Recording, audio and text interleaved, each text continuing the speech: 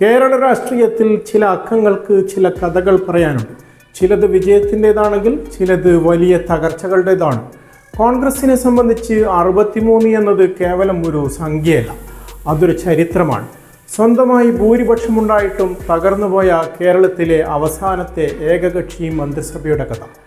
R ശങ്കറും PT. ചാക്കോയും നായകന്മാരായ ഒടുവിൽ ദുരന്തത്തിൽ അവസാനിച്ച ആ രാഷ്ട്രീയ നാടകം നമുക്കൊന്ന് പരിശോധിക്കാം. വിമോചന സമരത്തിന് ശേഷമുള്ള തിരഞ്ഞെടുപ്പ്. കോൺഗ്രസ്, PSP, മുസ്ലിം ലീഗ് എന്നിവർ ചേർന്ന് മുക്കൂട്ട് മുന്നണി വൻ വിജയം നേടി. 126 അംഗ സഭയിൽ കോൺഗ്രസിന് കിട്ടിയത് കൃത്യം 63 സീറ്റുകൾ. ഒറ്റക്കൊടിയിൽ 3 കൊടി, വോട്ട് കഴിഞ്ഞാൽ തമ്മിലടി. എതിരാളികളായ കമ്മ്യൂണിസ്റ്റുകാർ അന്ന് പരിഹാസത്തോടെ വിളിച്ച ഈ മുദ്രാവാക്യം അക്ഷരപ്രതി ശരിയാകാൻ പോവുകയായിരുന്നു. ഭരണം തുടങ്ങും മുൻപേ തർക്കമായി. ലീഗിനെ മന്ത്രിസഭയിലെടുക്കാൻ കോൺഗ്രസ് തയ്യാറായില്ല. സ്പീക്കർ സ്ഥാനം നൽകി ലീഗിനെ ഒതുക്കി. KM സീതി സാഹിബ് സ്പീക്കറായി. പക്ഷേ അതിശയിപ്പിച്ചത് മറ്റൊന്നാണ്. 63 സീറ്റുള്ള കോൺഗ്രസ് വെറും 20 സീറ്റുള്ള PSPയുടെ നേതാവ് പട്ടം താണുപിള്ളക്ക് മുഖ്യമന്ത്രി കസേര വെച്ചു നീട്ടി. കസേരയ്ക്ക് വേണ്ടി കോൺഗ്രസിനകത്ത് നടന്ന തർക്കം ഒതുക്കുന്നതിൻ്റെ ഭാഗമായിരുന്നു ഈ പൂഴിക്കടകൻ. ആർ ശങ്കർ ഉപമുഖ്യമന്ത്രിയായി. അധികകാലം ആ ബന്ധം നീണ്ടില്ല.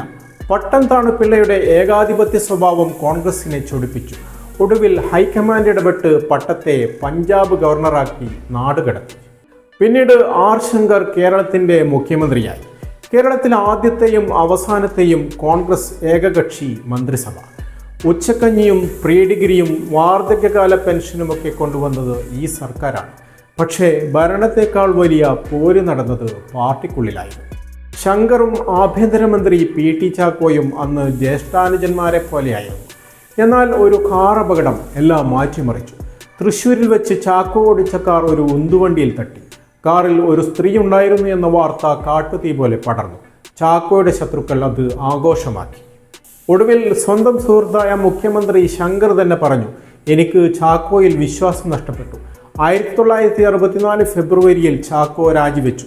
മാസങ്ങൾക്കകം ഹൃദയാഘാതം മൂലം അദ്ദേഹം അന്തരിച്ചു. ആ മരണം കോൺഗ്രസിനെ പിളർത്തി. ചാക്കോയുടെ മരണത്തിന് ഉത്തരവാദി ശങ്കറാണെന്ന് ഒരു വിഭാഗം വിശ്വസിച്ചു. 1964 സെപ്റ്റംബറിൽ പ്രതിപക്ഷം അവിശ്വാസ പ്രമേയം കൊണ്ടുവന്നപ്പോൾ കോൺഗ്രസിലെ 15 MLA-മാർ സ്വന്തം സർക്കാരിനെതിരെ വോട്ട് ചെയ്തു. 63 എന്ന ഭൂരിപക്ഷം തകർന്നു വീണു.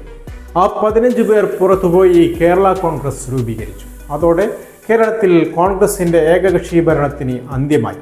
പിന്നീട് നടന്ന തിരഞ്ഞെടുപ്പുകളിൽ ആർ ശങ്കർ ദയനീയമായി പരാജയപ്പെട്ടു.